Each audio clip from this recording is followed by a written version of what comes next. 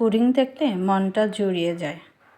Pudding আমাদের সবার পছন্দের। এটার একটা খুব সহজ একটা রেসিপি নিয়ে কিভাবে আপনারা খুব সহজে একটা পুডিং বানিয়ে ফেলতে পারবেন সেটাই আজকে দেখাবো। আমরা একটা বুদ্ধি খাটিয়ে আজকে ব্লেন্ডারের মাধ্যমে পুডিংটা বানাবো। ব্লেন্ডারে আমাদের সবগুলো উপকরণ নিয়ে ফেলবো, কোনটা কতটুকু নেবেন আমি সেটাও বলছি। আমার মাপ ফলো করে বানালে একদম পারফেক্ট হবে ইনশাল্লাহ। আপনারা 3 পিস পাউরুটি নেবেন, ছোট ছোট টুকরা করে ব্লেন্ডারে দিয়ে দিবেন। তারপরে আমরা 2 কাপ মেজারমেন্ট কাপের 2 কাপ তরল দুধ ইউজ করবো। এটা কিন্তু আমি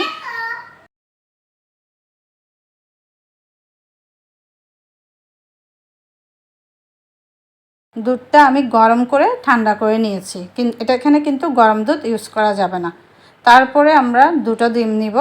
আমি আবারও উপকরণগুলো বলছি: 2 কাপ দুধ, 2টো ডিম, 3টা পাউরুটি, আর হচ্ছে আপনার 3 টেবিল চামচ সুগার দিলে হবে। আমি এখানে 2.5 টেবিল চামচ দিয়েছি, যেহেতু আমি সুগার কম খাই। আপনার 3 টেবিল চামচে হয়ে যাবে। তারপর ভ্যানিলা এসেন্স একটু দিয়ে দিলাম, দিয়ে সব একসাথে আমরা ব্লেন্ডার করে ফেলবো। খুবই ইজি আর খুবই ইজি একটা প্রসেস। তারপর আমি যেখানে আমার পুডিংটা বসাবো সেখানে আপনার কিছু চিনি দিয়ে আমি ইয়ে করে নিচ্ছি, ক্যারামেলটা করে নিচ্ছি। আপনার এখানে 3-4 টেবিল চামচ দিলে হয়ে যায়। অল্প একটু পানি দিয়ে কিছুক্ষণ নাড়াচাড়া করলে হয়ে যাবে। এটা কিন্তু খুব ধৈর্য নিয়ে একটু করতে হবে ক্যারামেলটা যদি তিতা হয়ে যায় আপনার পুডিংটার টেস্ট পুরোটাই নষ্ট হয়ে যাবে। তো খুবই সুন্দর একটা কালার আনতে হবে।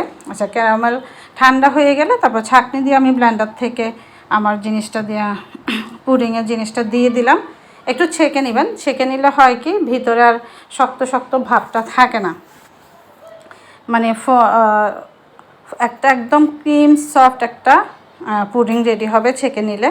কষ্ট করে এই জিনিসটা সব আপুরা করে নেবেন, দেখবেন খুবই একদম সফট একটা আপনার পুডিং রেডি হবে। তো আমি এখন বসিয়ে দিলাম নিচে পানি দিয়ে। আমার বক্সে আমি বসিয়ে দিলাম। আমার বক্সে ঢাকনা নেই, সেজন্য আমি কাচের ঢাকনাটা ইউজ করলাম। প্রায় 35 থেকে 40 মিনিটের মধ্যে পুডিংটা রেডি হয়ে যাবে। তারপর পুডিংটা কিন্তু আমি এখানে অফ ক্যামেরাতে আপনারা চেক করে আমি ফ্রিজে রেখে দিয়েছিলাম। ফ্রিজে আমি আধা ঘন্টার মধ্যে রেখেছিলাম, রেখে ফ্রিজ থেকে বের করে এখন কাট করে প্লেটে ঢেলে নিলাম। দেখেন কি সুন্দর একটা কালার আসছে, ক্যারামেলের কালারটা কি সুন্দর আসছে।